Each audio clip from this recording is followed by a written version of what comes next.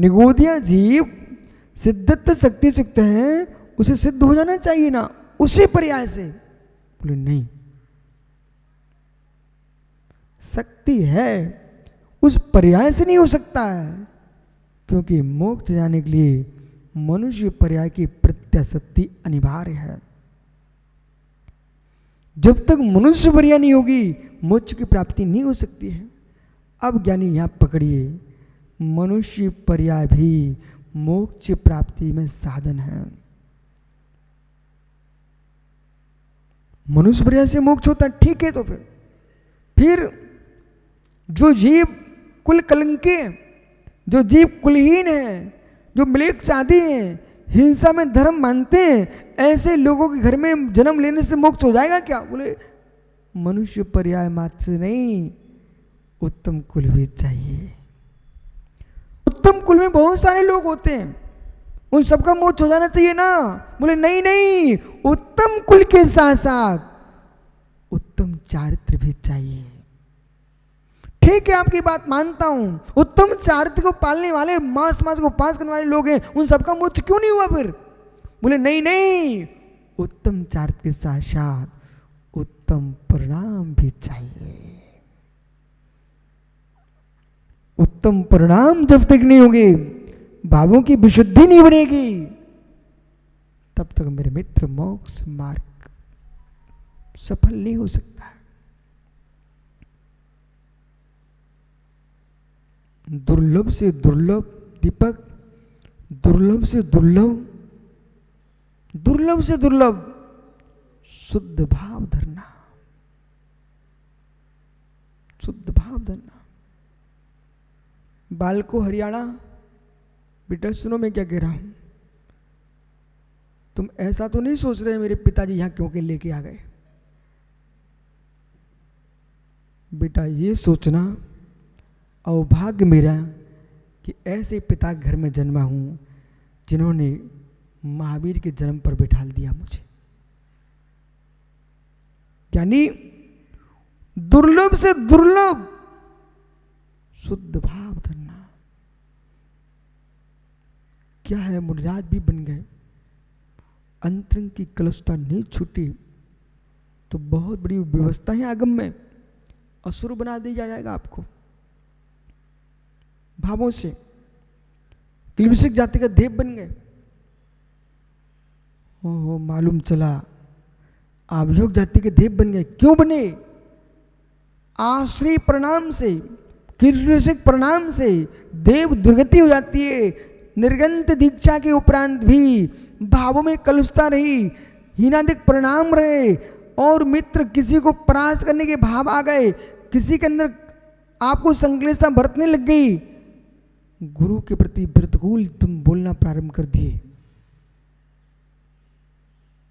बेटा घर का सुख तो चला ही चुका था और तुम इस बात से भी तुम चले गए।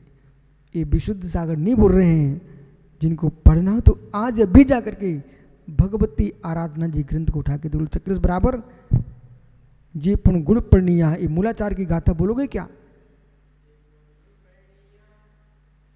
कुशीला ससल सभा ससल चरियाए,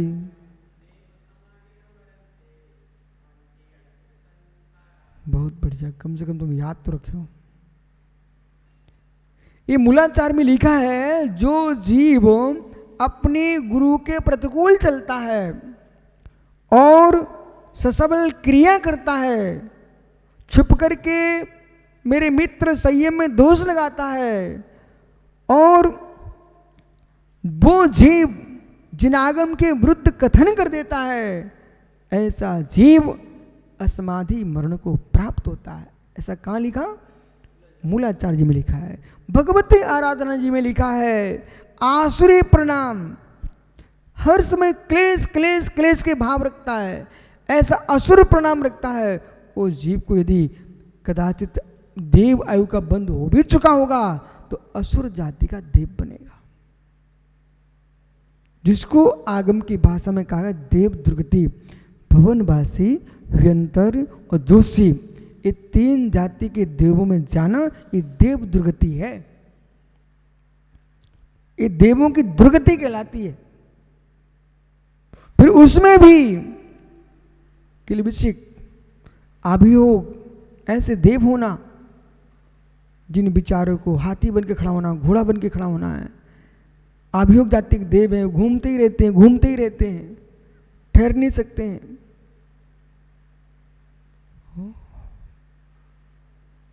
इसलिए ऐसे प्रणाम करो, ऐसे प्रणाम करो, ऐसे प्रणाम करो, तत्काल को मत देखो, आगे भी ध्यान दो, भविष्य इसका कैसा हो सकता है।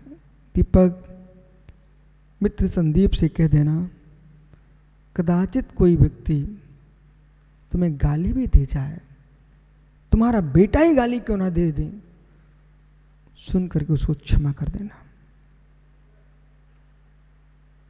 तुम इतना जी चुके हो, आपने धर्म चलाया, अपना घर चलाया, समाज चलाई, देश चलाया हो, भविष्य का चालक वही होगा। उसका घात करके तुम समाज की व्यवस्था, धर्म की व्यवस्था भंग मत कर देना। इस बात को समझना है तो श्रीडिक से पूछो। पुराण ग्रंथों को इतने गहरे में पढ़ना चाहिए। राजा श्रीडिक से पूछो, उनके बेटे कुड़िक ने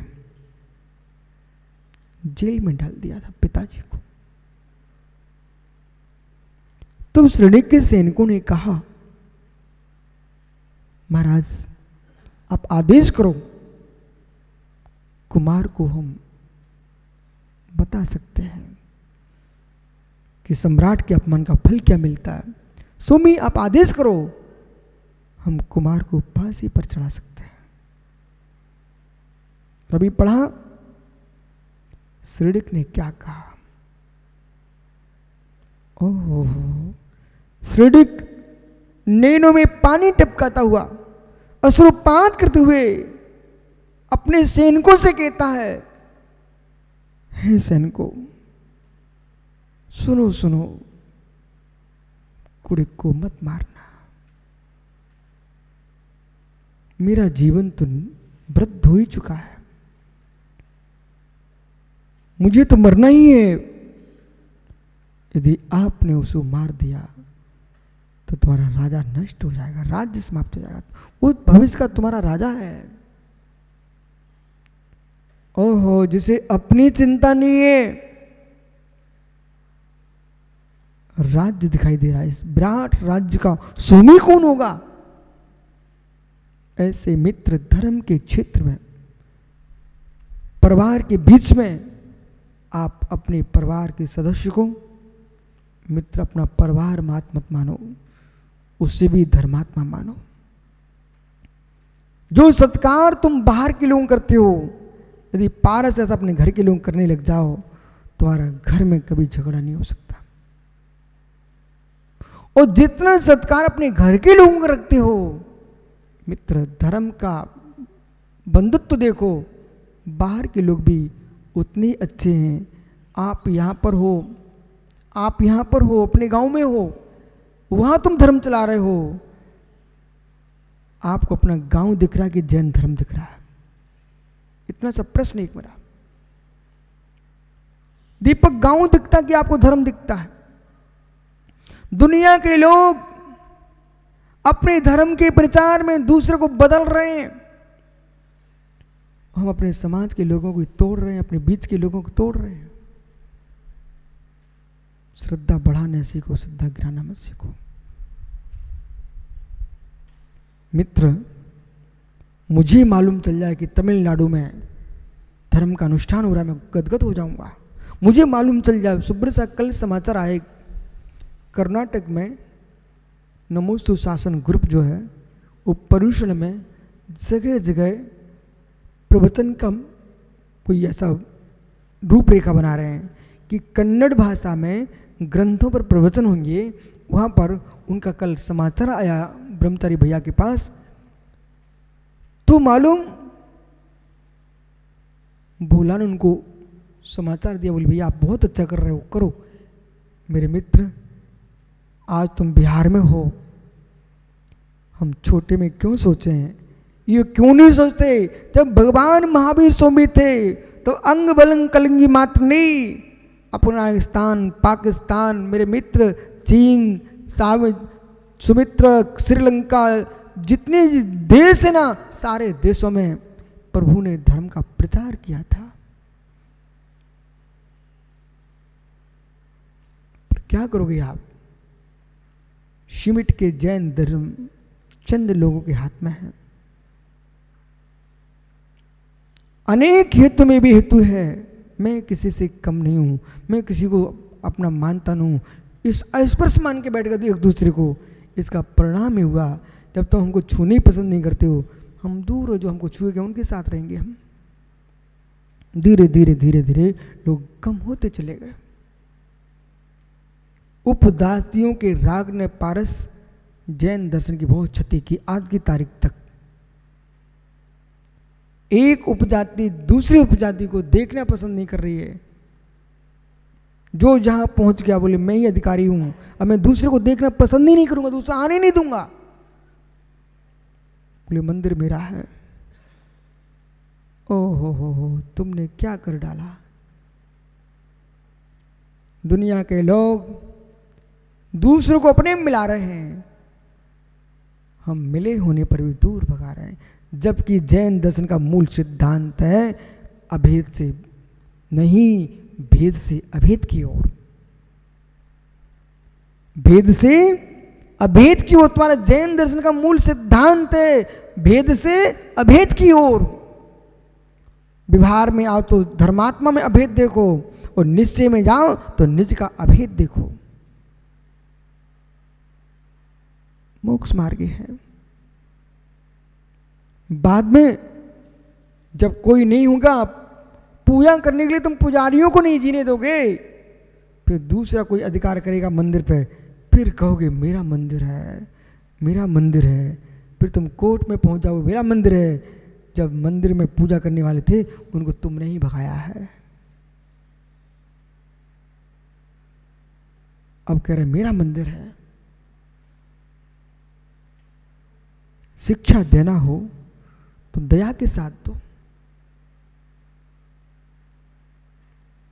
करुणा के साथ दो, कसाय के साथ शिक्षा मत देना, कसाय के साथ शिक्षा मत देना। अपने बेटे को भी दीपक तुमको डांटना हो तो मित्र अपनी संतान मान के मत डांटना, उसको भी भविष्य का भगवान देख के बात करना। भगवान देखना, अधिकार मत दिखाना, उसमें भी जीव देखना। अधिकार दिखाने का परिणाम ये हुआ लोग टूट टूट के दूर हो गए लोगों से। अधिकार दिखाने वालों ने कभी भी धर्म की रक्षा नहीं की, बासल दिखाने वालों ने रक्षा की है। क्या हो गया आप सबको? इतने गंभीर क्यों भाई? समझ में नहीं आ रहा इसलिए गंभीर हो? मतलब समझ में नहीं आ रहा? अधिकार में जियोगे ना तुम कभी दूसरे को नहीं जीने दोगे। इसलिए तीर्थंकर महावीर स्वामी ने कहा जियो और जीने दो, अधिकार के साथ कर्तव्य का भी ध्यान दो। जो आपको अपने लिए पसंद नहीं है वैसा दूसरे के साथ भी मत बोलो। मानवता यही कहेगी आपसे। आपको स्वयं के लिए जो पसंद नहीं है, स्वयं आपको बुरा लग सकता है ना, आप दूसरे के लिए बोलने की कोशिश मत करो, वो भी जीव है। कुरल काव्य में आचार्य त्रिवल्लाचार्य स्वामी ने लिखा, हे मित्र, अज्ञानता में भी किसी के विघात का विचार मत करना, स्वप्न में भी किसी का अहित मत सोचना। तुम्हारा अहित सोचने वाले के प्रति भी अहित नहीं सोचना, यही साधुता है। हम उस दर्शन के मानने वाले हैं जिस दर्शन में उपसर्ग करने वाले को भी आशीर्वाद दिया जाता है। हम उस धर्म को मानने वाले हैं पारस जिस धर्म में उपसर्ग करने वाले को भी आशीर्वाद दिया जाता है। राजा श्रडिक ने यशोधर मुनिराज के गले में सांप डाला था ना, मृतक चिल्ली ने निकाला था ना, लेकिन मुनिराज ने आशीर्वाद किसको दिया? दोनों को दिया ना। बस हमारा धर्म यही है। हम इसके अभ्यास में लगे हुए हैं बेटा, हम इसमें जी रहे हैं। इसके बाहर मुझे मत देखना चाहो आप लोग, हम इसमें जी रहे हैं कि नाग डालने वाले को और नाग निकालने वाले को दोनों को समान आशीर्वाद। यथार्थ बताऊं ना, मैं इस तपस्या को जगत की सबसे बड़ी तपस्या मानता हूं। मैं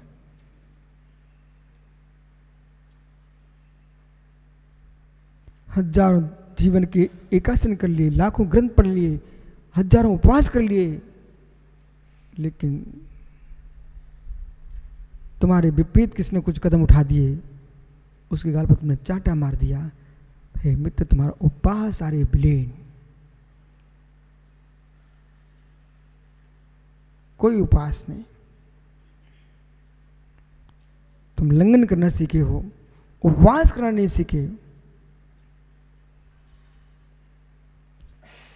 इसलिए परुषण आ रहा है, परुषण। देश में सब व्रत करने वाले हैं, सारे उपासियों से कह देना जितने उपास करें, तुम 10 दिन भूखे रहना, मत रहना, लेकिन गुस्सा मत करना। उपवास करना चाहते हो तो मेरे मित्र अच्छे से उपवास करना, साथ में कसाय का भी उपवास करना।